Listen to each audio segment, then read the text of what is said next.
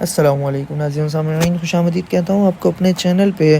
گزشتہ ویڈیو میں ہم نے نبی کریم صلی اللہ علیہ وآلہ وسلم کی سیرت مبارکہ پہ نظر ڈالی تھی اور تذکرہ فرمایا تھا کہ کیسے نبی کریم صلی اللہ علیہ وآلہ وسلم اپنا پہلا تجارتی قافلہ لے کر روانہ ہوئے شام کی طرف، اور یہ تجارتی قافلے میں جن کا مال تھا وہ تھی ایک قریش کی ایک بہت ہی بڑی خاتون عہدے میں، جو کہ تھے خدیجہ بنت خویلد، اور انہوں نے ساتھ ان کے اپنا ملازم یعنی میسرہ نام کا ایک ملازم تھا، وہ بھی بھیجا تھا۔ راستے میں چلتے چلتے ایک خانقاہ تھی بہت ہی بڑے راہب کی، جس کا نام نستورہ تھا، اور جب انہوں نے دیکھا کہ نبی کریم صلی اللہ علیہ وآلہ وسلم ایک درخت کے نیچے آرام فرما رہے ہیں، تو انہوں نے پوچھا کہ یہ کون ہے، کیونکہ اس درخت کے نیچے خالی نبی ہی آرام فرما سکتے ہیں اور کوئی نہیں فرما سکتا، کیونکہ اس سے پہلے خالی حضرت عیسیٰ علیہ السلام نے آخری بار آرام فرمایا تھا، اس کے علاوہ آج تک کسی نے نہیں۔ تو انہوں نے چونک اٹھی وہ میسرہ، پھر اس کے بعد انہوں نے تحقیق کی، تو جیسا کہ ان کی کتابوں میں لکھا ہوا تھا نستورہ کی، تو نستورہ کی تحقیق کے مطابق نستورہ نے بتایا کہ یہ نبی ہیں، اور پھر نستورہ ان پر ایمان لائی یہ کہتے ہوئے کہ میں آپ پر اور اللہ پر ایمان لاتی ہوں۔ تو پھر اس کے بعد جب تجارتی قافلہ جب شام پہنچا، تو تھوڑا بیچ میں نبی کریم صلی اللہ علیہ وآلہ وسلم دوران خرید و فروخت ایک شخص جھگڑا کرنے لگ گیا، اور انہوں نے کہا اس شخص نے کہ بتوں کی قسم کھاؤ، تو آپ صلی اللہ علیہ وآلہ وسلم نے بتوں کی قسم کھانے پر منع کر دیا اور بولا میں نے آج تک نہیں کھائی۔ تو یہ سن کر وہ بہت چونک گیا۔ چلیے اب آگے دیکھتے ہیں کہ کیا ہوا۔ شاید وہ گزشتہ آسمانی کتاب کا کوئی عالم تھا اور اس نے آپ کو پہچان لیا تھا، چنانچہ بولا آپ ٹھیک کہتے ہیں۔ اس کے بعد اس نے میسرہ سے علیحدگی میں ملاقات کی، کہنے لگا میسرہ یہ نبی ہیں، قسم ہے اس ذات کی جس کے ہاتھ میں میری جان ہے، یہ وہی ہے جن کا ذکر ہمارے راہب اپنی کتابوں میں پاتے ہیں۔ میسرہ نے اس بات کو ذہن نشین کر لیا۔ راستے میں ایک اور واقعہ پیش آیا۔ سیدہ خدیجہ رضی اللہ تعالی عنہا کے 2 اونٹ بہت زیادہ تھک گئے تھے اور چلنے کے قابل نہ رہے، ان کی وجہ سے میسرہ قافلے کے پیچھے رہ گئی۔ جب نبی کریم صلی اللہ علیہ وآلہ وسلم قافلے کے اگلے حصے میں تھے، میسرہ ان اونٹوں کی وجہ سے پریشان ہوا تو دوڑتا ہوا اگلے حصے کی طرف آیا اور اپنی پریشانی کے بارے میں آپ کو بتایا۔ آپ اس کے ساتھ ان دونوں اونٹوں کے پاس تشریف لائے، ان کی کمر اور پچھلے حصے پر ہاتھ پھیرا، کچھ پڑھ کر دم کیا۔ آپ کا ایسا کرنا تھا کہ اونٹ اسی وقت ٹھیک ہو گئے اور اس قدر تیز چلے کہ قافلے میں اگلے حصے میں پہنچ گئے۔ اب وہ منہ سے آوازیں نکال رہے تھے اور چلنے میں جوش و خروش کا اظہار کر رہے تھے۔ پھر قافلے والوں نے اپنا سامان فروخت کیا۔ اس بار انہیں اتنا نفع ہوا کہ پہلے کبھی نہیں ہوا تھا۔ چنانچہ میسرہ نے آپ سے کہا اے محمد، ہم سالہا سال سے سیدہ خدیجہ کے لیے تجارت کر رہے ہیں، مگر اتنا زبردست نفع ہمیں کبھی بھی نہیں ہوا جتنا اس بار ہوا۔ آخر قافلہ واپس مکہ کی طرف روانہ ہوا۔ میسرہ نے اس دوران صاف طور پر یہ بات دیکھی کہ جب گرمی کا وقت ہوتا تو نبی کریم صلی اللہ علیہ وآلہ وسلم اپنے اونٹ پر ہوتے تھے، تو 2 فرشتے دھوپ سے بچانے کے لیے آپ پر سایہ کیے رہتے تھے۔ ان تمام باتوں کی وجہ سے میسرہ کے دل میں آپ کی محبت گھر کر گئی اور یوں کہنے لگے کہ جیسے وہ آپ کا غلام ہو۔ آپ صلی اللہ علیہ وآلہ وسلم دوپہر کے وقت مکہ میں داخل ہوئے۔ آپ باقی قافلے سے پہلے پہنچ گئے تھے۔ آپ سیدھے حضرت خدیجہ رضی اللہ تعالی عنہا کے گھر پہنچے۔ وہ اس وقت چند عورتوں کے ساتھ بیٹھی تھیں۔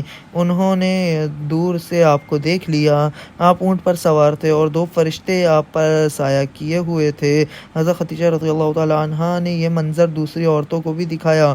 وہ سب بہت حیران ہوئی۔ اب آپ صلی اللہ علیہ وآلہ وسلم نے حضرت خدیجہ رضی اللہ تعالی عنہا کو تجارت کے حالات سنائے، منافع کے بارے میں بتایا۔ اس مرتبہ پہلے کی نسبت 2 گنا منافع ہوا تھا۔ حضرت خدیجہ رضی اللہ تعالی عنہا بہت خوش ہوئیں۔ انہوں نے پوچھا میسرہ کہاں ہے؟ آپ نے بتایا وہ ابھی پیچھے ہے۔ یہ سن کر سیدہ نے کہا آپ فوراً اس کے پاس جائیے اور اسے جلد از جلد میرے پاس لائیے۔ آپ واپس روانہ ہوئے۔ حضرت خدیجہ رضی اللہ تعالی عنہا نے دراصل آپ کو اس لیے بھیجا تھا کہ وہ پھر سے وہی منظر دیکھنا چاہتی تھیں، جاننا چاہتی تھیں کیا اب بھی فرشتے ان پر سایہ کرتے ہیں یا نہیں۔ جو ہی آپ روانہ ہوئے یہ اپنے مکان کے اوپر چڑھ گئیں اور وہاں آپ کو دیکھنے لگیں۔ آپ کی شان اب بھی وہی نظر آئی۔ اب انہیں یقین ہو گیا کہ انہوں کی آنکھوں نے دھوکہ نہیں کھایا ہے۔ کچھ دیر بعد آپ صلی اللہ علیہ وآلہ وسلم میسرہ کے ساتھ ان کے پاس پہنچ گئے۔ حضرت خدیجہ رضی اللہ تعالیٰ عنہا نے میسرہ سے کہا میں نے ان پر 2 فرشتوں کو سایہ کرتے ہوئے دیکھا، کیا تم نے بھی کوئی ایسا منظر دیکھا ہے؟ جواب میں میسرہ نے کہا میں تو یہ منظر اس وقت سے دیکھ رہا ہوں جب قافلہ یہاں سے شام جانے کے لیے روانہ ہوا تھا۔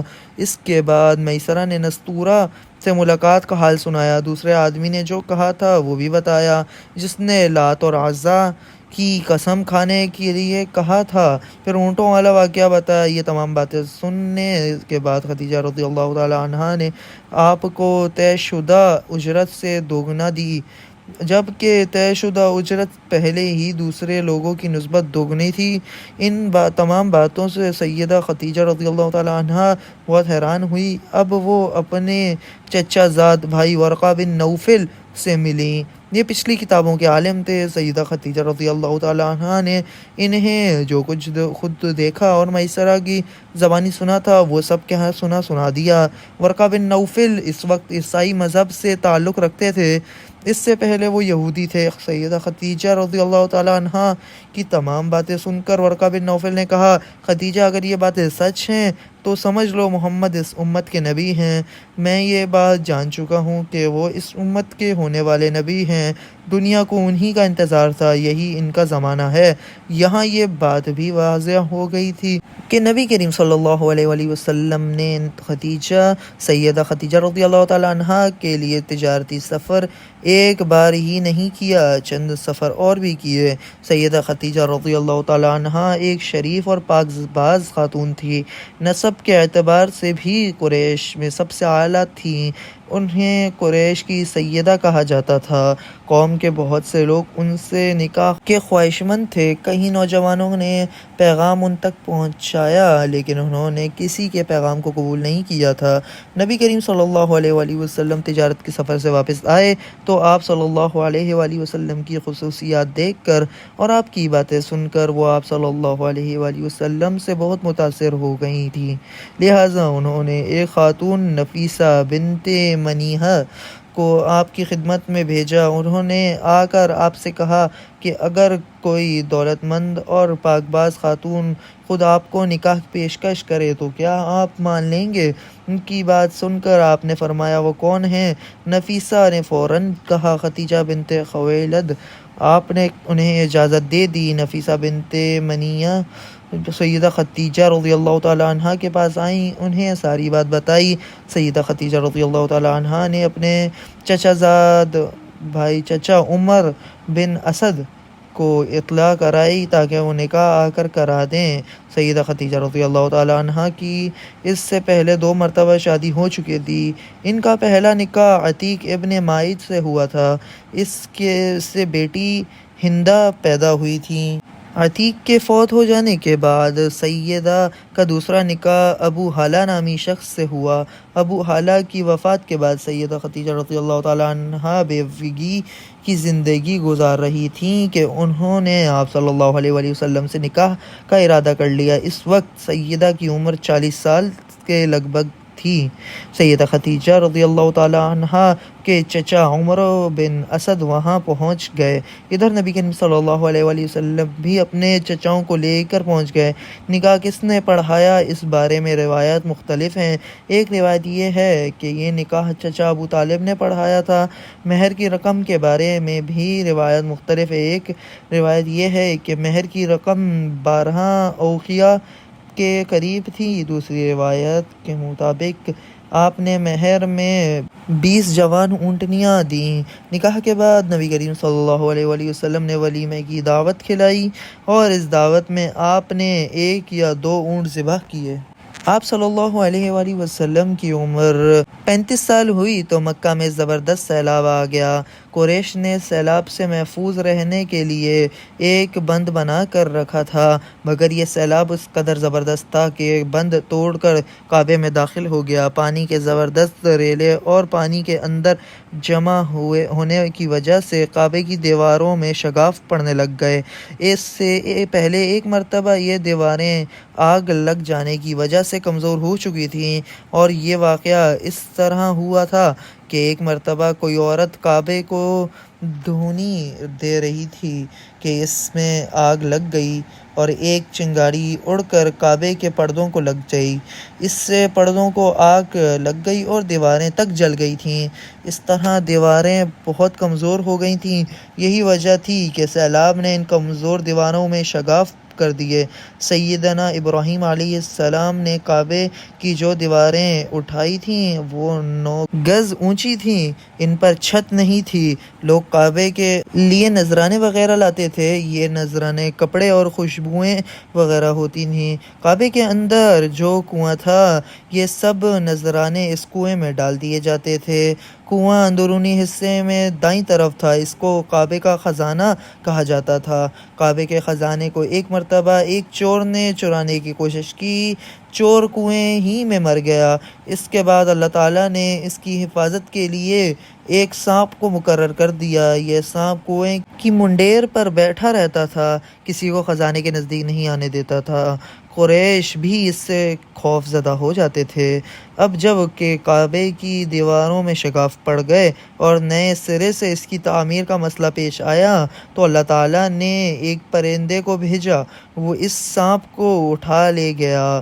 یہ دیکھ کر قریش کے لوگ بہت خوش ہوئے۔ اب انہوں نے نئے سرے سے کعبے کی تعمیر کا فیصلہ کر لیا اور پروگرام بنایا کہ بنیادیں مضبوط بنا کر دیواروں کو زیادہ اونچی اٹھایا جائے۔ اس طرح دروازے کو بھی اونچا کر دیا جائے گا تاکہ کعبہ میں کوئی داخل نہ ہو، صرف وہی شخص داخل ہو جسے وہ اجازت دیں۔ اب انہوں نے پتھر جمع کیے، ہر قبیلہ اپنے حصے کے پتھر الگ الگ جمع کر رہا تھا۔ چندہ بھی جمع کیا گیا، چندے میں انہوں نے پاک کمائی دی، ناپاک کمائی نہیں دی تھی۔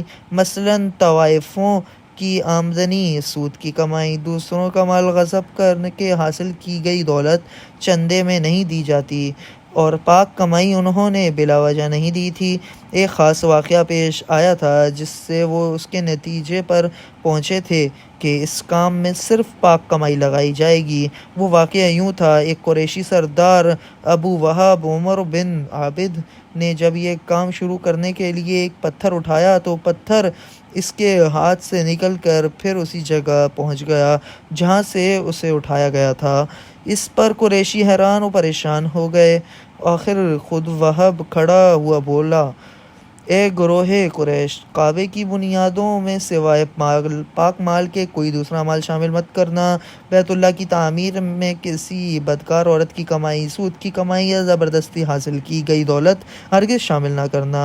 یہ وہب نبی کریم صلی اللہ علیہ وآلہ وسلم کے والد حضرت عبداللہ کا ماموں تھا اور اپنی قوم میں ایک شریف آدمی تھا۔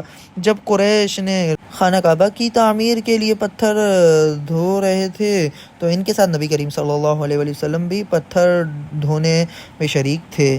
آپ پتھر اپنی گردن پر رکھ کر لا رہے تھے۔ تعمیر شروع کرنے سے پہلے قریش کے لوگوں نے خوف محسوس کیا کہ دیواریں گرانے سے کہیں ان پر کوئی مصیبت نہ نازل ہو جائے۔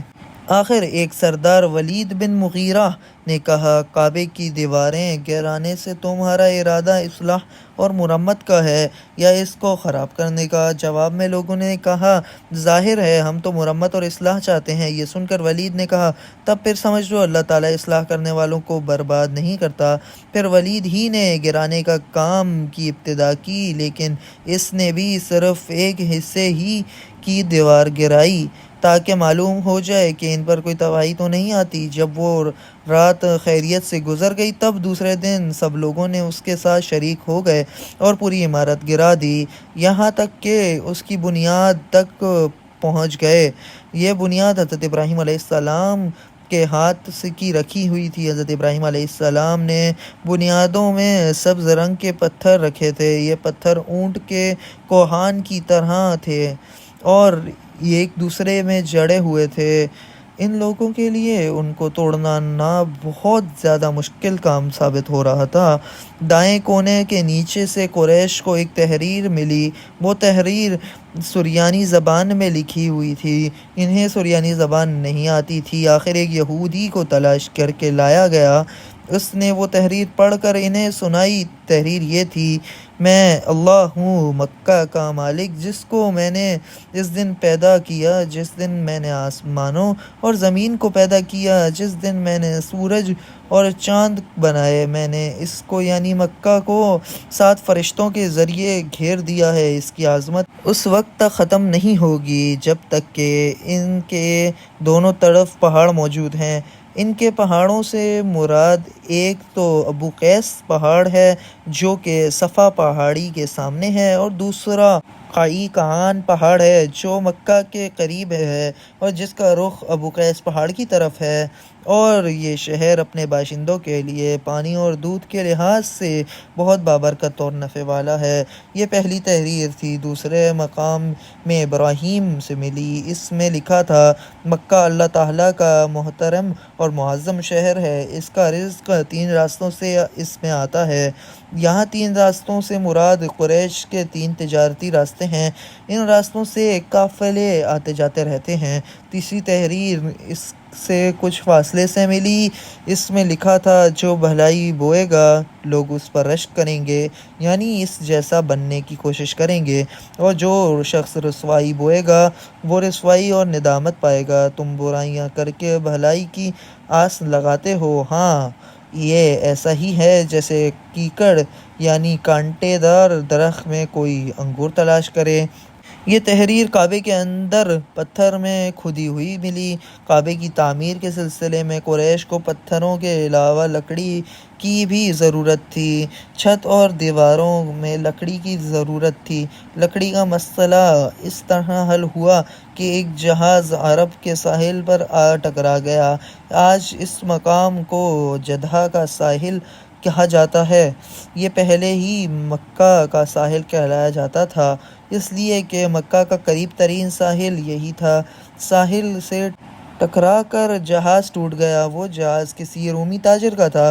اس جہاز میں شاہ روم کے لیے سنگ مرمر، لکڑی اور لوہے کا سامان لے جایا جا رہا تھا۔ قریش نے اس جہاز کے بارے میں پتہ چلایا تو یہ لوگ وہاں پہنچے اور ان لوگوں سے لکڑی خرید لی۔ اس طرح چھت کی تعمیر میں اس لکڑی کو استعمال کیا گیا۔ آخر خانہ کعبہ کی تعمیر کا کام حجر اسود تک پہنچ گیا۔ اب یہاں ایک نیا مسئلہ پیدا ہو گیا۔ سوال یہ پیدا ہوا کہ حجر اسود کون اٹھا کر اس کی جگہ پر رکھے گا؟ ہر قبیلہ یہ فضیلت خود حاصل کرنا چاہتا تھا۔ یہ جھگڑا اس حد تک بڑھا کہ مرنے مارنے کی تک نوبت آ گئی۔ لوگ ایک دوسرے کو قتل کرنے پر تل گئے۔ قبیلہ عبد الدار نے تو قبیلہ عدی کے ساتھ مل کر ایک برتن میں خون بھرا اور اس میں اپنا ہاتھ ڈبو کر کہا: حجر اسود ہم رکھیں گے۔ اس طرح دوسرے قبیلے بھی اڑ گئے۔ تلواریں نیاموں سے نکل آئیں۔ اب حجر اسود رکھا کس نے اپنی جگہ پر، کس قبیلے نے؟ اور اس کے علاوہ جنگ ہوئی کہ نہیں ہوئی، اور آگے کیا ہوا؟ ان سب کے لیے لائک، کمنٹ، شیئر اور سبسکرائب ضرور کیجیے گا، اور دیکھتے رہیے گا، سنتے رہیے گا۔ جزاک اللہ الخیر۔